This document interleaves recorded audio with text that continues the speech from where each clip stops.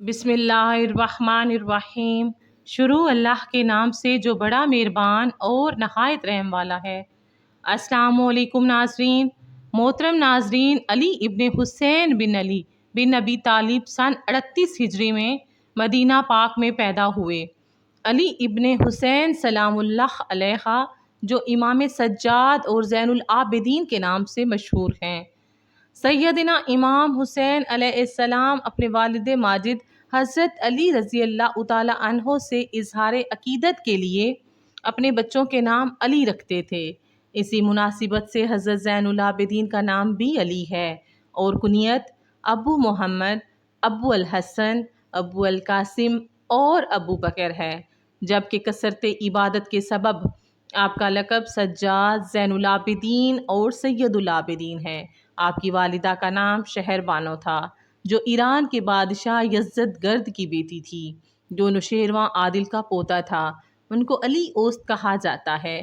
ان کے دوسرے بھائی جو عمر میں ان سے بڑے تھے، ان کو علی اکبر کہا جاتا تھا، جو کہ معرکہ کربلا میں اپنے والد ماجد حضرت امام حسین رضی اللہ تعالی عنہ کے ساتھ اہل کوفہ کے ہاتھوں شہید ہو گئے تھے۔ علی اوست یعنی علی ابن حسین آل معروف زین العابدین رضی اللہ تعالی عنہ بھی اپنے والد محترم حضرت امام حسین کے ساتھ معرکہ کربلا میں شریک تھے۔ اس وقت آپ رضی اللہ تعالی عنہ کی عمر مبارک 23 یا 25 برس تھی۔ اس موقع پر آپ بیمار اور صاحب فراش تھے۔ جب حضرت امام حسین شہید کر دیے گئے تو شمر نے کہا کہ امام زین العابدین کو بھی قتل کر دو۔ شمر کے ساتھیوں میں سے کسی نے کہا، کیا سبحان اللہ، کیا تم ایسے جوان کو قتل کرنا چاہتے ہو جو مریض ہے اور اس نے ہمارے خلاف قتال میں شرکت بھی نہیں کی؟ اتنے میں عمرو بن سعد بن ابی وقاص آیا اور کہا کہ ان عورتوں اور اس مریض یعنی علی اوست سے کوئی تعارض نہ کرے۔ اس کے بعد ان کو وہاں سے دمشق لایا گیا اور بڑی عزت کے ساتھ ان کو ماہ اہل خانہ مدینہ منورہ روانہ کر دیا گیا۔ ابو عازم کہتے ہیں کہ علی بن حسین سے کسی نے پوچھا کہ حضرت ابو بکر عمر کا حضور صلی اللہ علیہ وآلہ وسلم کے نزدیک کیا مرتبہ تھا؟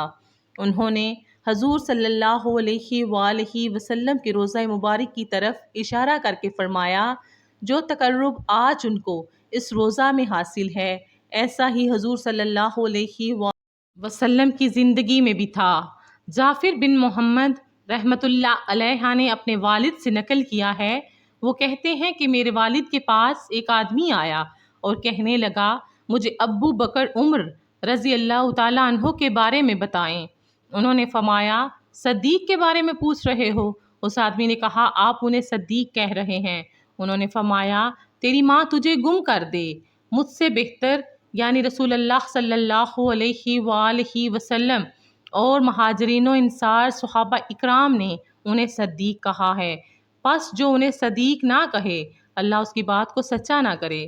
جاؤ ابو بکر عمر سے محبت کرو اور انہیں عزیز رکھو، اس کی تمام تر ذمہ داری میری گردن پر ہے۔ حضرت امام زین العابدین سلام اللہ علیہ کی سخاوت کی مثال نہیں ملتی۔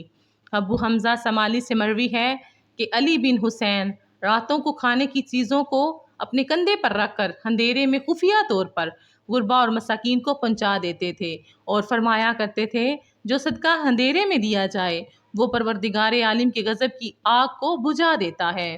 راتوں کو اناج کے تھیلے اپنی پشت پر رکھ لیتے تھے اور محتاجوں کے گھروں میں پہنچا دیتے تھے۔ ان تھالوں کو لادنے کی وجہ سے آپ کی پیٹھ پر نشان پڑ گئے تھے اور جب آپ کا وصال ہوا تو آپ کو غسل دیتے ہوئے وہ نشانات آپ کے بدن پر دیکھے گئے۔ امام زین العابدین سلام اللہ علیہ اپنے زمانے کے بہت ہی جلیل القدر اور عالی مرتبت بزرگوں میں سے تھے۔ لوگ ان کی بہت عزت و تکریم کیا کرتے تھے۔ مشہور واقعہ ہے کہ ہشام بن عبد الملک اپنے زمانے خلافت سے قبل ایک دفعہ حج کے لیے گئے۔ بیت اللہ شریف کے طواف کے دوران حجرہ اسود کا استلام کرنے کا ارادہ کیا، لیکن بھیڑ کی وجہ سے نہیں کر پائے۔ اتنے میں علی بن سلام اللہ علیہ تشریف لائے، ایک چادر اور تہبند باندھے ہوئے، انتہائی خوبصورت چہرے والے، بہترین خوشبو والے۔ طواف شروع کیا اور جب حجرہ اسود کے قریب پہنچے تو لوگ ان کی ہیبت اور جلالت شان کی وجہ سے پیچھے ہٹے اور آپ نے اطمینان کے ساتھ استلام کیا۔ ہشام کو یہ بات اچھی نہیں لگی۔ اہل شام میں سے کسی نے کہا کہ یہ کون ہے جس کی ہیبت اور جلال نے لوگوں کو پیچھے ہٹنے پر مجبور کر دیا؟ ہشام نے یہ سوچ کر کہ کہیں اہل شام ان کی طرف مائل نہ ہو جائیں، کہا میں نہیں جانتا کہ یہ کون ہے۔ مشہور شاعر فرزدق قریب ہی کھڑا تھا، اس نے کہا میں انہیں جانتا ہوں۔ اس پر شامی نے کہا کہ اے ابو فراس یہ کون ہیں؟ اس وقت فرزدق نے امام زین العابدین کی تعریف میں بہت سارے اشعار کہے، ان میں سے چند یہ ہیں۔ ترجمہ: یہ وہ شخص ہے جس کے چلنے کو بیتاخ بیت اللہ اور حرم بھی جانتے ہیں۔ یہ حضرت فاطمہ رضی اللہ تعالی عنہ کے فرزند ہیں، اگرچہ تم تجاہل سے کام لے رہے ہو۔ انہی کے دادا حضرت محمد صلی اللہ علیہ وآلہ وسلم کے ذریعے انبیاء کا سلسلہ ختم کیا گیا ہے۔ ہشام بن عبد الملک کو غصہ آیا، اس نے فرزدق کو قید کرنے کا حکم دیا۔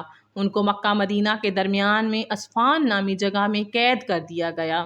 حضرت علی بن حسین سلام اللہ علیہ کو پتہ چلا تو انہوں نے فرزدق کے پاس 12,000 دینار بھیجے اور کہا ابو فراس ہمارے پاس اس سے زیادہ ہوتے تو ہم وہ بھی بھجوا دیتے۔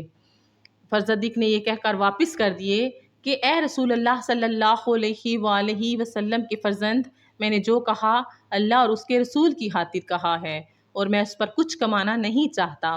حضرت زین العابدین نے یہ کہہ کر واپس بھجوا دیا کہ تمہارے اوپر جو میرا حق ہے اس کا واسطہ ہے کہ تم انہیں قبول کر لو، بے شک اللہ تیرے دل کے حال اور نیت کو جانتے ہیں۔ تو انہوں نے قبول کر لیا۔ امام سجاد علیہ السلام سنہ 94 یا 95 ہجری میں اس زہر کے ذریعے جام شہادت نوش کر گئے جو ولید بن عبد الملک کے حکم پر انہیں کھلایا گیا تھا۔ خانوادہ نبوت کے اس چشم و چراغ نے ساری زندگی سنت نبوی اور صحابہ اکرام کے نقش قدم پر چل کر اس دار فانی کو خیر بات کہا۔ ان کی وفات کے بارے میں اختلاف ہے، مگر صحیح قول کے مطابق حضرت زین العابدین بروز منگل 14 ربیع الاول 94 ہجری میں دار فانی سے دار بقاء کی طرف کوچ کر گئے۔ جنت البقیع میں جنازہ پڑھایا گیا اور وہیں مدفون ہوئے۔ محترم ناظرین، تحریری یا تقریری طور پر کوئی غلطی ہو گئی ہو تو اللہ رب العزت سے معافی کے خواستگار ہیں۔ امید کرتی ہوں آپ کو آج کی ویڈیو اچھی لگی ہوگی۔ اس طرح کی اسلامی، معلوماتی اور اصلاحی ویڈیوز دیکھنے کے لیے میرے چینل کو سبسکرائب کریں اور کمنٹ سیکشن میں اپنی رائے سے آگاہ کیجیے۔ اجازت دیجیے، دعاؤں میں یاد رکھیے گا، اپنا بہت خیال رکھیے گا۔ اللہ حافظ، اللہ نگہبان۔